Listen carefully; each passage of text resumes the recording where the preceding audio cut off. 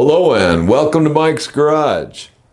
You know, this Evo motor's been laying around for quite a while. We've been working on it on and off as time would permit, and not just time but also tooling. There's a lot of stuff I used to have I don't have anymore, a lot of stuff I used to borrow that's not available anymore, and I finally got some more stuff that I need. So we're back onto this motor. In the last video on this Evo motor, we lapped the cases together.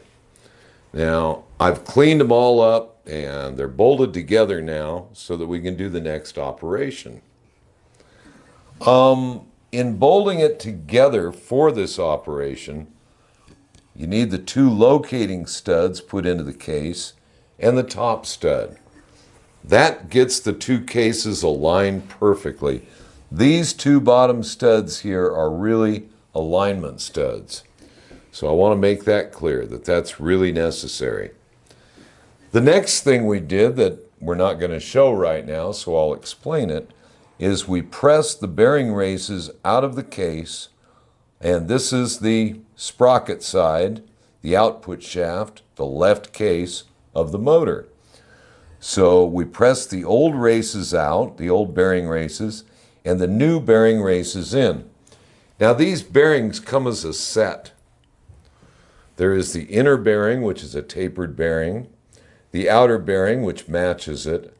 There is a spacer that goes between those races, and then there's a spacer that goes between the two bearings. This is that spacer. Now, if you were rebuilding and just replacing a bearing, you would have to start matching all these parts. We're doing this as a complete set. It comes with bearings, races, the outer spacer that goes in here between the two races, and then the inner spacer that goes between the two bearings. This is part of the lapping tool. This is the lapping tool. This is what we call the pilot for it.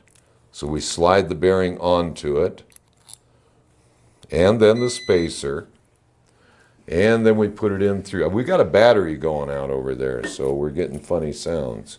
Anyway, slide that right into place in the bearing race.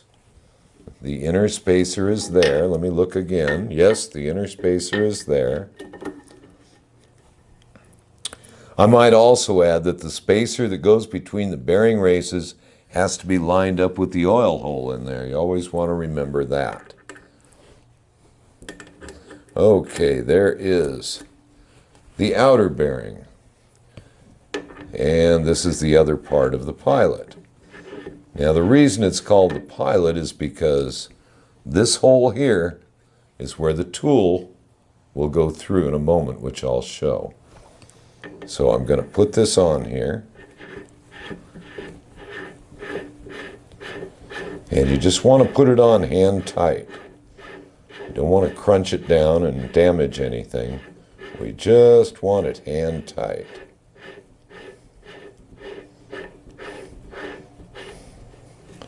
And there it is. It has just a little bit of play in it, just like it's supposed to. Now we have the tool all ready to go. We could kind of oil up the shaft a little bit just to be kind to everything. A little bit of oil there on it. And the next thing we want to do, now I've already adjusted this, so I won't have to take a lot of time with trial and error, but these collars here adjust the size of this lapping head. This is called a lapping head.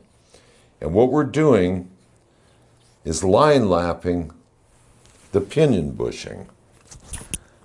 Now the pinion bushing, let's see if we can show the pinion bushing. This is the pinion bushing. If you can see my finger, you can see that bushing. Now there's a roller bearing goes in there, and it will have to be fitted after we do this exercise. The flywheel assembly goes in there and it has to be supported, of course, with bearings on both ends. The left side, or the output side, sprocket shaft side, has tapered bearings. And this is not just on an Evo. All the big twins 55 up use the same bearing size or bearing set all the way up to 1999 on the Evo motor. Now a nice thin coating of lapping compound, and this is fine lapping compound. I believe the book calls for 220 grit, and this is actually a little bit finer. So we're not going to do anything foolish here.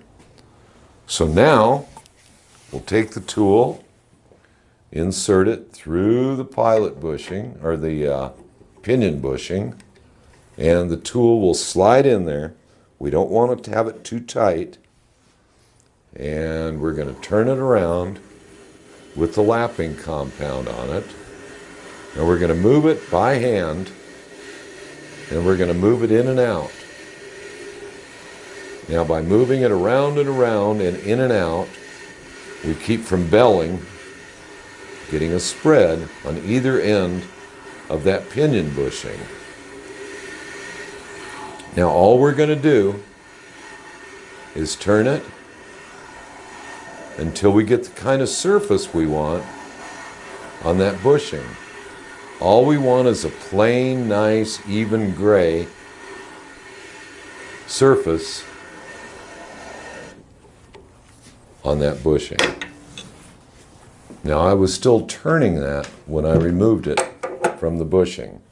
Now I'm going to have to use a flashlight in there to look at that. But I'm going to wipe the lapping compound off of that. And I can see where it's coming up like I want it to, but that I need more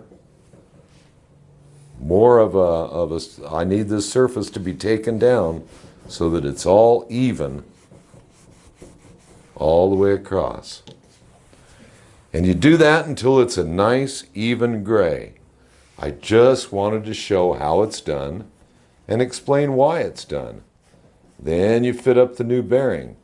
Now the bearings come in several sizes, and I will stop by a shop I'm real close with,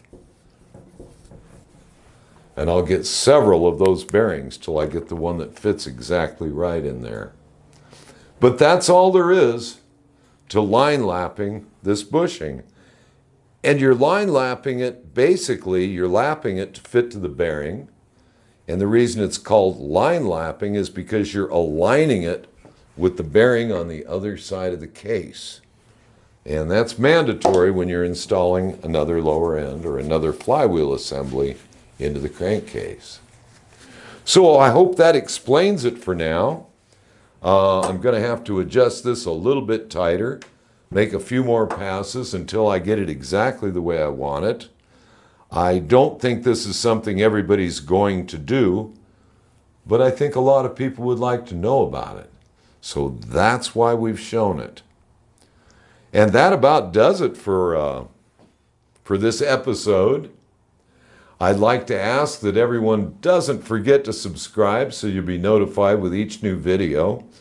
In our next one on this motor, we'll be fitting the flywheel assembly in place and button up the cases for the last time. So until next time, see you out on the road.